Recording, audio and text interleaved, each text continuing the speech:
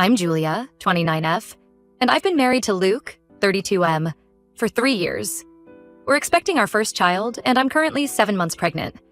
I want to share my story and get some outside perspectives. I grew up in a small town called Millbrook with my mom, Sandra, and younger brother Jake. My dad, Tom, left when I was 5, and Jake was just a baby.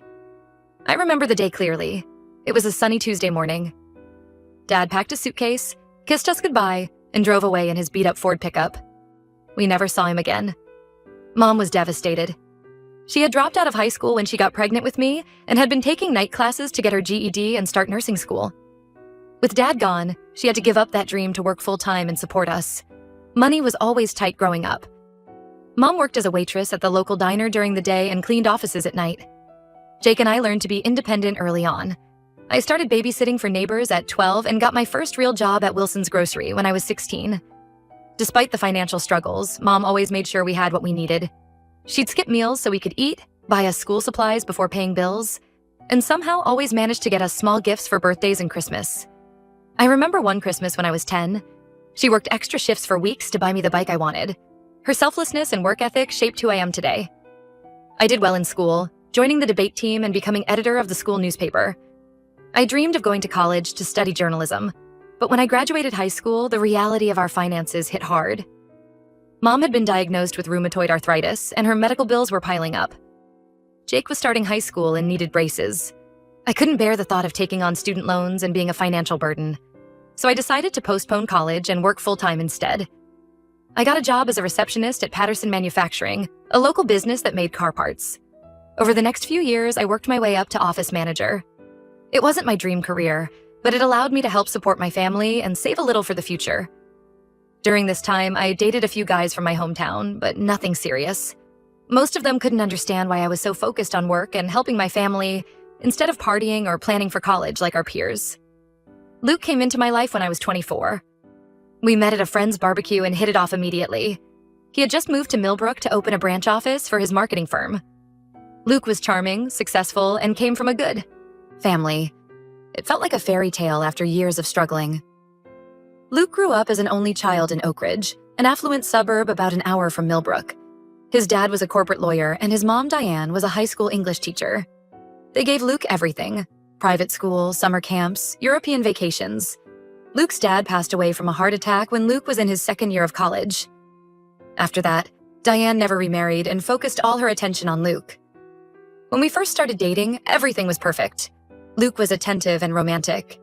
He'd surprise me with flowers, take me on weekend trips to the city, and made me feel cherished.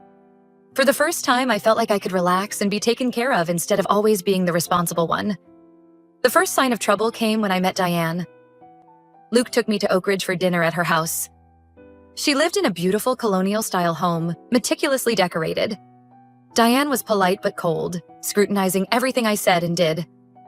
I chalked it up to nerves and tried harder to impress her. I brought a homemade apple pie, my grandmother's recipe, offered to help clean up, asked about her book club, but nothing seemed to thaw her icy demeanor. As we left that night, I overheard Diane telling Luke he could do better and that I wasn't their kind of people.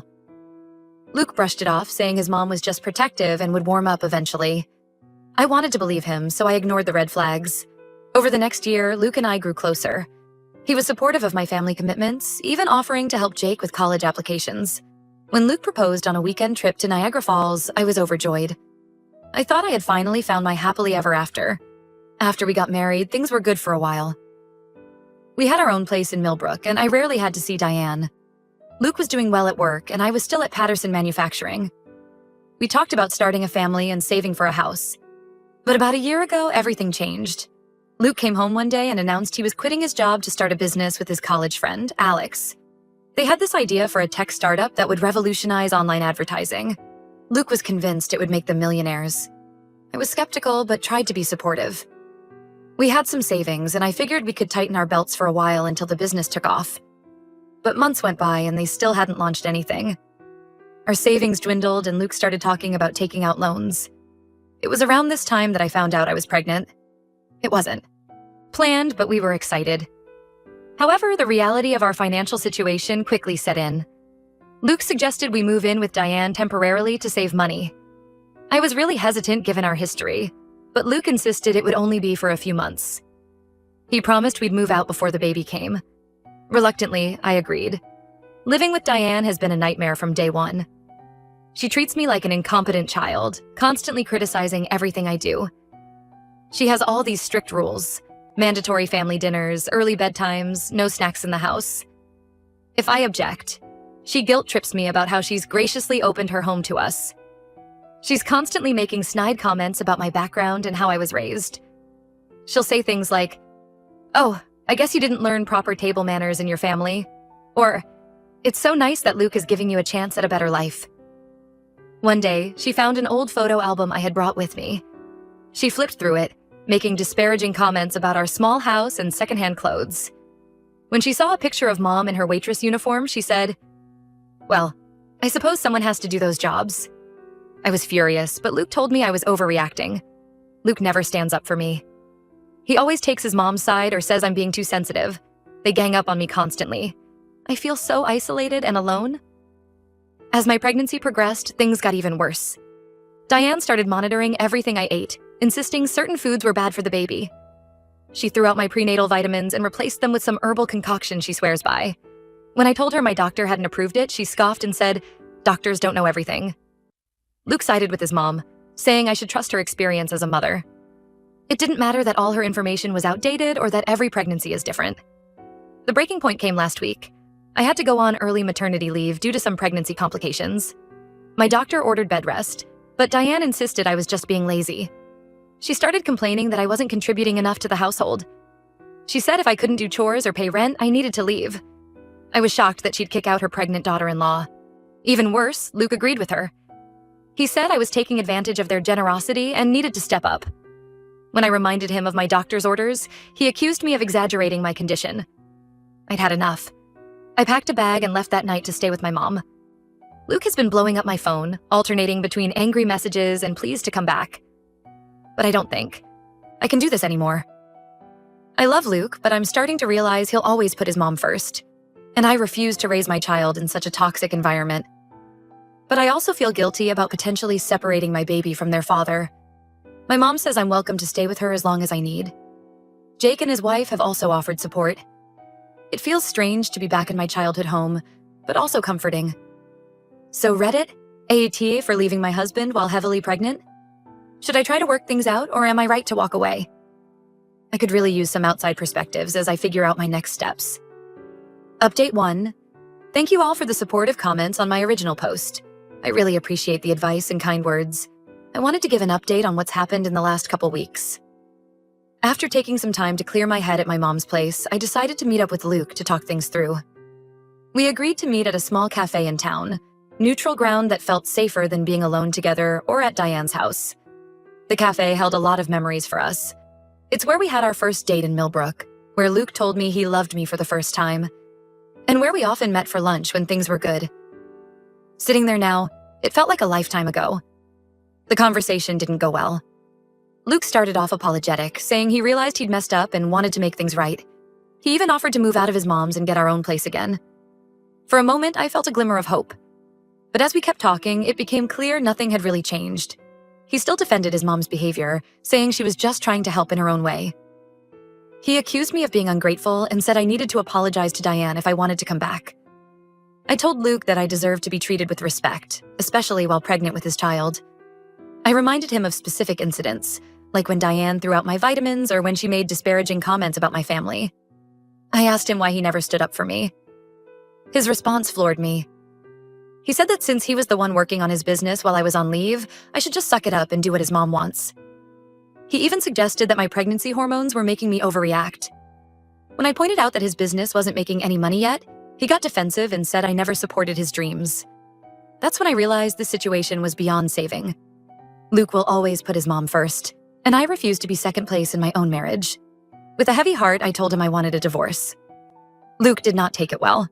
He yelled and caused a scene in the coffee shop, accusing me of trying to keep his child from him and threatening to fight for full custody.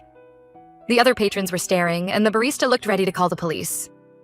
I stayed calm and left, but I was shaken. I've spent the last week meeting with the divorce lawyer and making plans. My lawyer advised me to document everything.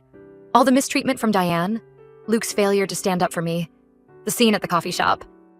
We're pushing for primary custody given Luke's unstable work situation and living arrangements. It's been really hard emotionally. I still love Luke in many ways and more in the future I thought we'd have. I keep thinking about the good times. Our first dance at our wedding, the night we found out I was pregnant, all the plans we made for our future. But I know this is the right choice for me and my baby. I deserve a partner who puts our family first, not his mother. My own family has been incredibly supportive. My mom is helping me set up the nursery in her spare room. It's small but cozy. We've been painting the walls a soft yellow and setting up the crib that Jake and I used as babies. Mom's been accompanying me to all my doctor's appointments and making sure I'm taking care of myself. Jake and his wife Sarah have been amazing too. They live about an hour away but have been visiting every weekend. Sarah is pregnant too, about 3 months behind me. We've been bonding over pregnancy symptoms and baby prep. It's bittersweet. This isn't how I imagined sharing my first pregnancy with family, but I'm grateful for their support. I'm scared about being a single mom, but I know it's better than staying in a toxic marriage. I'm focusing on my health and the baby now. I have an appointment next week to check on the baby and make sure the stress hasn't affected anything. Financially, things are tight but manageable for now. I'm using my maternity leave from work, and my mom is helping out. Jake and Sarah have also offered to chip in if needed. I'm looking into programs for single mothers to help with childcare once I go back to work. Luke has been alternating between angry messages and tearful pleas to reconcile. One minute he's threatening legal action, the next he's begging me to come home. Diane has been spreading rumors among our friends, painting me as unstable and selfish. She's telling everyone I'm trying to keep Luke from his child and that I'm ungrateful for everything they've done for me. It hurts, but I'm trying not to engage. My lawyer advised keeping all communication in writing. I've started reconnecting with old friends who I'd lost touch with during my marriage. My best friend from high school, Megan, reached out after hearing about the divorce. We hadn't spoken in years. Luke always said he didn't like her influence on me, but it was like no time had passed. She's been a great source of support and distraction. Looking back, I realize how isolated I'd become during my marriage. Luke always had a reason why we couldn't visit my family or why I shouldn't meet up with old friends. It feels good to have my own support system again. I'll post another update after the divorce proceedings get further along. Thank you again for all the support. It really helped give me the strength to stand up for myself and my child. Update 2. It's been about a month since my last update, and a lot has happened. The divorce is moving forward, but it hasn't been easy. Luke initially tried to contest the divorce, claiming I was abandoning our marriage without giving him a real chance to fix things. But my lawyer pointed out that I had tried for months to make it work, and Luke had consistently chosen his mother over me. We had records of text messages and emails showing Luke's dismissal of my concerns and Diane's mistreatment. We're now in the process of dividing assets. Since we were only married for 3 years and Luke's business isn't profitable yet, there isn't too much to split. We're selling our car and dividing the proceeds. I'm keeping my personal savings, which I had maintained separately throughout our marriage. Thank goodness for that decision. Luke is keeping most of the furniture since I'm living with my mom. The main point of contention is the custody arrangement. Luke is pushing for 50-50 custody, but I don't feel comfortable with that given his living situation with Diane. My lawyer and I are advocating for me to have primary custody, with Luke getting supervised visitation until he can demonstrate he has stable, independent living arrangements. Luke's lawyer argued that living with his mother shouldn't disqualify him from equal custody, but we presented evidence of Diane's controlling behavior and outdated ideas about childcare. We also pointed out Luke's unstable financial situation and the fact that he had agreed with kicking out his heavily pregnant wife. Diane has been making things difficult. She's been spreading rumors among our friends and Luke's family, painting me as an unstable, gold-digging woman who trapped Luke with a baby. She's telling everyone that I'm mentally unstable and unfit to be a mother. It's hurtful, but I'm trying not to engage. My lawyer advised me to keep all communication with Luke and Diane in writing and avoid responding to provocations. On a more positive note, my pregnancy is progressing well despite the stress. I'm due in about 6 weeks, and everything looks healthy with the baby. My last ultrasound showed a strong heartbeat and good growth. The doctor says the baby is in the right position for delivery, which is a relief. My mom has been amazing. She's coming with me to all my appointments and helping me prepare for the birth. We've been attending birthing classes together, which feels a bit awkward, but I'm glad for her support. She's been sharing stories about her pregnancies with me and Jake, which has helped me feel more connected to my family history. Jake and Sarah have been incredibly supportive too. They've been driving down every weekend to help set up the nursery and keep me company. We've painted the walls, assembled furniture, and sorted through all the baby clothes and supplies. Sarah and I have been sharing pregnancy experiences and planning playdates for our babies. It's not how I imagined my first pregnancy would go, but I'm grateful for their support. I've also started reconnecting with old friends who I'd lost touch with during my marriage. My best friend from high school, Megan, has been a rock. She's been coming over regularly, bringing comfort food, and providing much-needed distraction. We've been binge-watching our favorite shows from high school and catching up on years of missed gossip. Last weekend, Megan organized a small baby shower for me. It was just a few close friends and family, but it meant the world to me. Everyone brought a book instead of a card, so the baby will have a nice library to start with.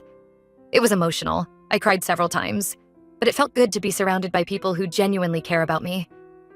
Financially, things are tight but manageable. I'm using my maternity leave from work, and my mom is helping out. I'm also looking into programs for single mothers to help with childcare once I go back to work. Jake and Sarah have offered to help financially if needed, but I'm trying to avoid that if possible.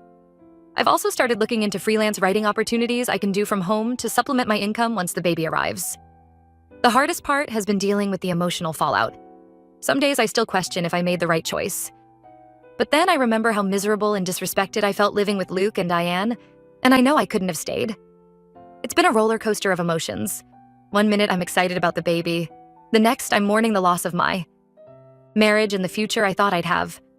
I've started seeing a therapist to help process everything. It's been helpful to have an objective person to talk to about my fears and doubts.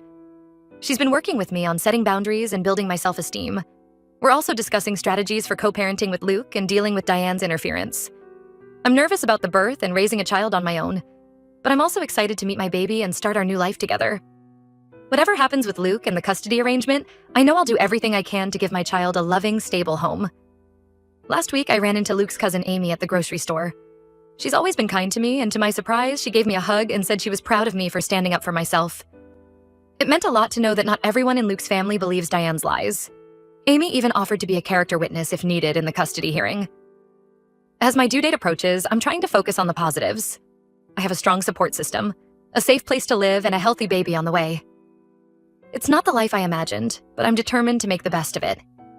I've been working on a birth plan with my doctor and my mom. We've decided that mom will be my primary support person in the delivery room. Part of me is sad that Luke won't be there, but I know having my mom there will be more comforting. Luke has been pushing to be present for the birth, but I'm not comfortable with that given our current situation. My lawyer advised that I'm within my rights to limit his access until the custody arrangement is formalized. It's a tough decision, but I need to prioritize my health and the baby's well-being right now. I've also been thinking a lot about names for the baby. Before all this happened, Luke and I had talked about family names. Now I'm leaning towards naming the baby after my grandfather if it's a boy, or my grandmother if it's a girl.